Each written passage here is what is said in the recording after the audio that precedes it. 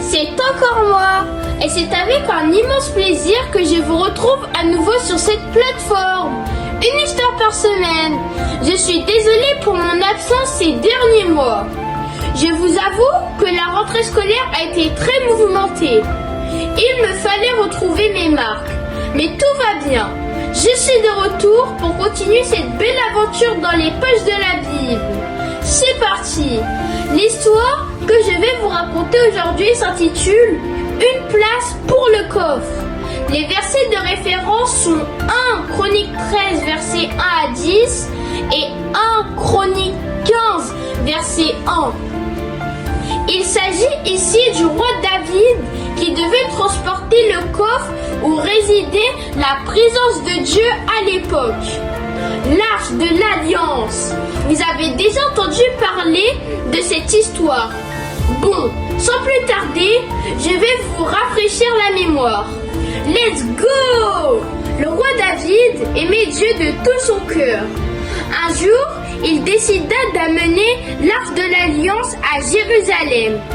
Attention, ce coffre était très spécial car il représentait la présence de Dieu parmi son peuple.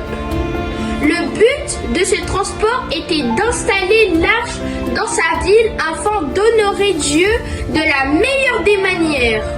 Vous comprendrez au cours de notre récit l'enthousiasme et la ferveur du roi David à l'idée de mettre en place une organisation pour ce transport de la plus grande importance. Tout excité, organisa une grande fête pour l'événement. Il fit placer l'arche sur un chariot tiré par la force des bœufs. Vous imaginez ça? Tout le peuple se mit à chanter, à danser et à jouer de la musique pour célébrer ce grand moment. Une effervescence s'empara de tous. Soudain, quelque chose d'inattendu se produisit. Le chariot pencha et l'arche faillit tomber. Voyant cela, un homme nommé Uza réagit instinctivement et tendit sa main pour retenir l'arche. Mais aussitôt, il tomba mort.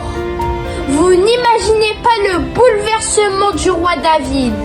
Comment un jour aussi joyeux pouvait-il finir ainsi? Il comprit alors qu'il avait mal agi, car Dieu avait donné des instructions précises. En effet, l'arche ne devait jamais être touchée directement. Et non seulement ça, l'arche ne devait être portée que sur les épaules des prêtres. Le roi David décida alors de laisser l'arche chez Obed-Édom, un adorateur de la lignée de Jésus, et pendant 3 mois, l'arche bénit toute la famille d'Obed-Édom. Par la suite, le roi David se ressaisit et rassembla les prêtres, comme Dieu l'avait commandé, afin que seuls les prêtres portent l'arche sur leurs épaules. Ainsi, la procession commença dans le respect des règles de Dieu.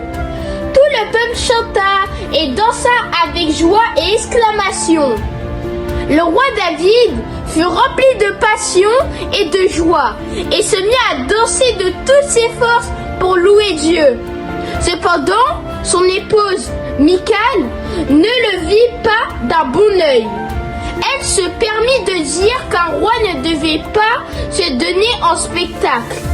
Et le roi David lui répondit d'une voix ferme: « Je ne danse pas pour les gens, je danse pour Dieu. » Moralité. Cette histoire nous apprend qu'il est important d'obéir à Dieu et de suivre ses instructions, car sachons-le, Dieu bénit ceux qui honorent et le respectent. Nous devons louer Dieu de tout notre cœur, sans avoir honte. C'est ainsi que le roi David apporta le coffre sacré de Dieu à Jérusalem dans la joie et l'adoration. Prions. Seigneur, merci pour ton amour et ta présence dans chacune de nos vies. Aide-nous à toujours obéir et suivre tes instructions avec la joie dans le cœur. Comme le roi David, nous aussi nous voulons t'honorer sans avoir peur des regards des autres. Seigneur, Remplis nos cœurs de ta paix et ta joie, comme tu as béni Obed-Édom. Apprends-nous à t'adorer avec un cœur sincère et à toujours marcher selon ta volonté. Amen.